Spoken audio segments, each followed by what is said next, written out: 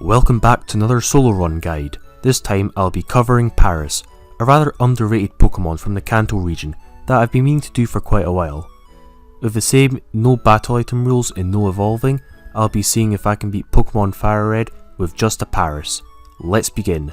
So because I'm unable to use cheats on my emulator system, I decided to start the game by catching Paras the proper way. I begin with Squirtle, then make my way to Mount Moon, then get my partner there. I catch, let's just say, quite a few Paras, and then narrow them down so I can select the one with the best stats. Overall, Paras is quite an interesting Pokemon, and does require planning if you want to use it in a solo run. It's definitely usable, but you need to know what you're doing if you want to use it.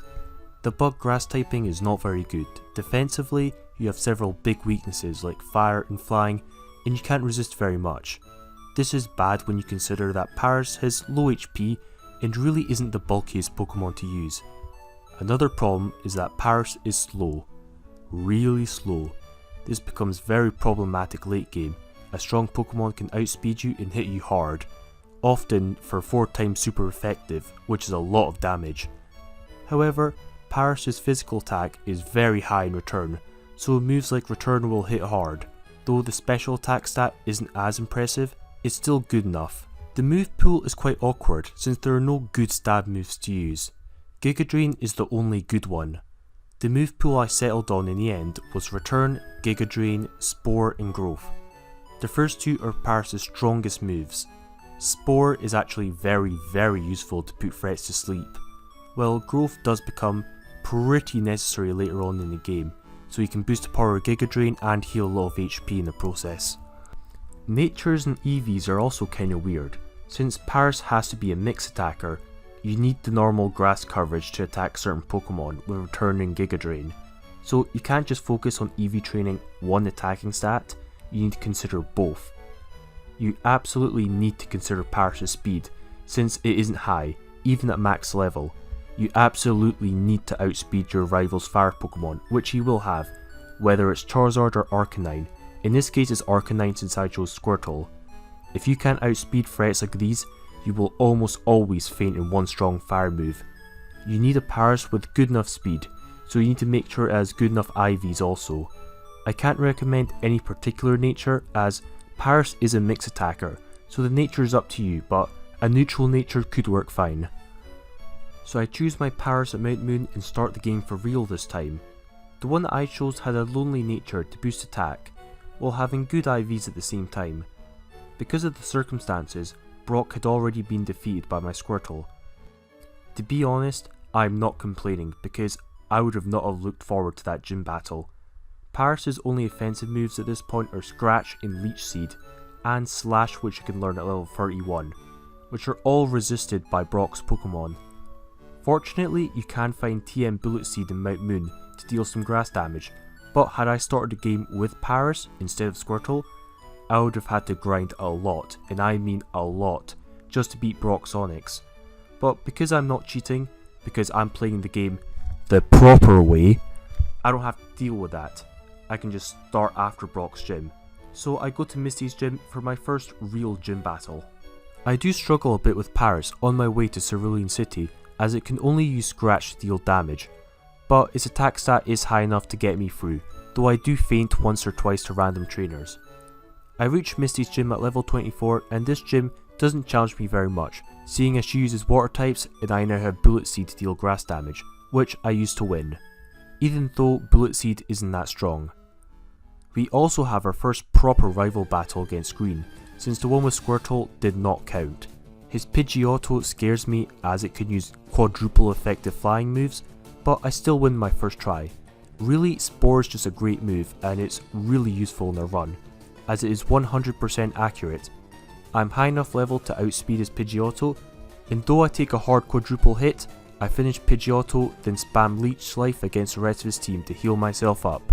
So I move on. And fortunately at Nugget Bridge, I reach level 31 and learn Slash, which is way stronger than Scratch. This newfound power makes Paras able to handle most things at this point of the game. This is apparent when I see our rival Green again on the SS Ant and clobber his team with the power of Slash. We do the same to Lieutenant Surge unsurprisingly, as his electric types don't hurt me very much, and then we proceed to Lavender Town to clobber rival Green again. However, we do end up losing once as his Pidgeotto uses Sand Attack, and I miss a few times because of it. This is unpleasant, let's just say. Also, since he has Growlithe and Gyarados, he has 2 Intimidate users, which weakens me significantly. I win next attempt though, as his Pokemon stay asleep for more turns, letting me finish them off. I won't waste your time with the next 2 battles however. Erica and Giovanni were both cakewalks. Erica went down to Slash spam, while Giovanni went down to Giga Drain spam, which Paris was able to learn in its 40s. Now he has a decent grass move that can also heal itself at the same time. I level up a bit at Lavender Town, which is nice as all the Gastlys in the tower give special attack EVs to boost Giga Drain.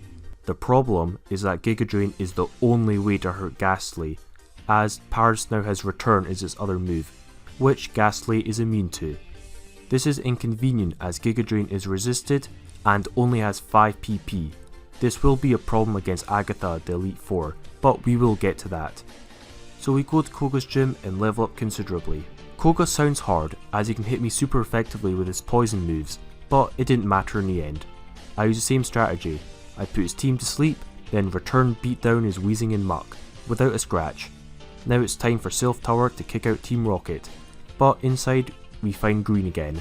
This time Green didn't challenge us as much as last time, though his Pidgeot is scary and can potentially hurt us really badly, but his team is too low level to outspeed us, so we put him out.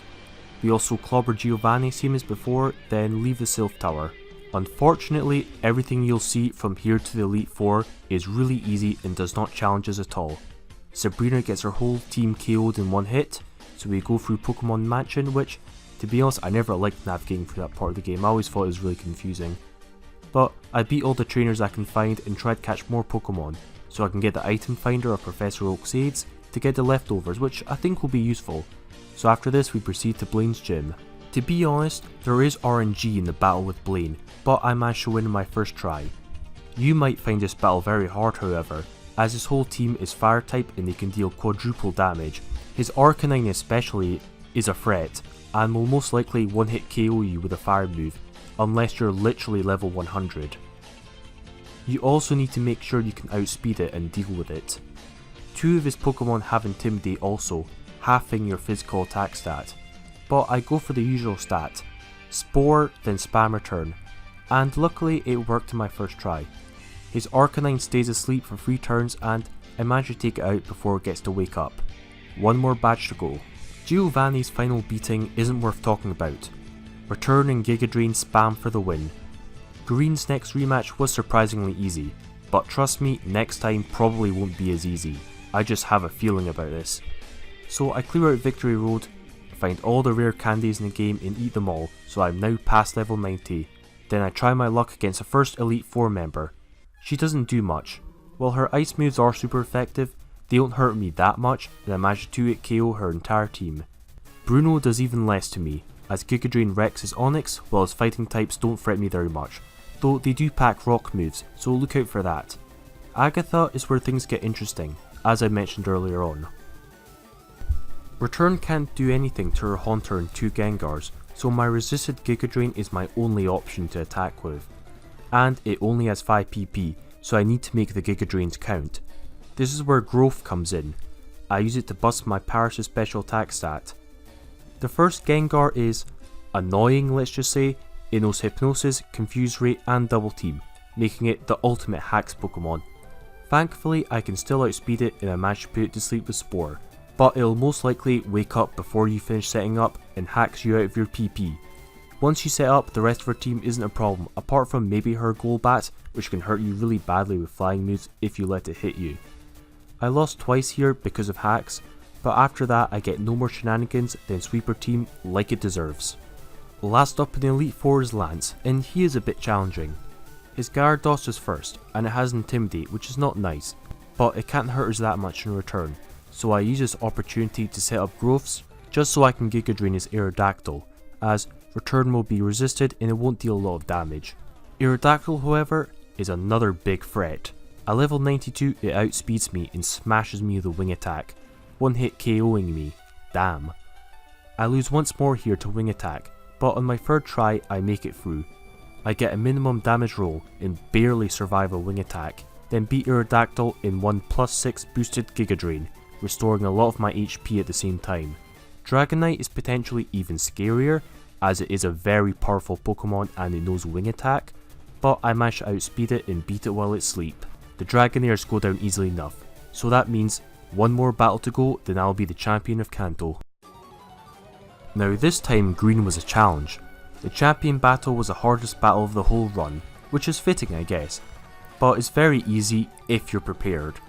If you don't have Paras spec'd out properly with the right natures and EVs and IVs, then you're probably completely screwed, and I'll explain why. This is also assuming that Rival Green has Venusaur as his starter, so he doesn't have Exeggutor in his team. What's really noteworthy is that he now has an Arcanine, which is the biggest threat yet. We outspeed and beat down his first few Pokemon with Spore in return, or Giga Drain for Rhydon. They don't do very much to us, but then Arcanine comes out. The problem is that we're at level 92 and Arcanine can still outspeed us and always goes for a Flamethrower, always one-hit KOing us at quadruple effective. It also has Intimidate, so it can actually take a hit from us. I retry twice but get dunked on in one hit. I need more speed and power to deal with this Arcanine. So I leave and grind to level 100 and return at full power. On my first attempt at level 100, Pidgeot woke up in 2 turns and almost knocked me out in one Aerial Ace, so watch out for that. I return and manage to outspeed Arcanine and knock it out in 2 hits barely. Because I managed to outspeed it, I put it to sleep, then managed to get some attacks on it. The extra levels were really necessary. I needed those extra speed points to outspeed his Arcanine. Without that I would not have been able to win. But with that last threat down, I sweep everything else, making me the new champion of Kanto. This run was really interesting. Most of it was easy, but there were a few challenges. Paras is one of those Pokemon with really awkward types, moves and stats. You can beat the game with just Paras, but you need to build your Paras properly. If you neglected its speed stat and you're unable to outspeed certain threats, then you'll be in for a whipping. But with good planning, you too can win with just a Paras in your team. Next time on Ding Dong Game Z, Rival Green wants revenge for getting wrecked too many times and has assembled the strongest team Kanto has ever seen. Lord Helix, who has yet to complete his training and has taken up arms to stop this threat, but it'll be the greatest challenge we have ever faced. Can Omanyte handle this threat? Being pushed to his limits, can he ascend his limitations to become the hero we need? The hero we deserve? Don't move in the next exciting episode of Ding Dong Game Z.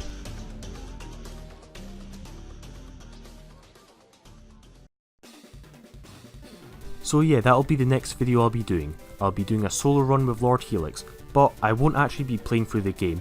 I'll just be spawning in after the post game and I'll be doing the Elite Four.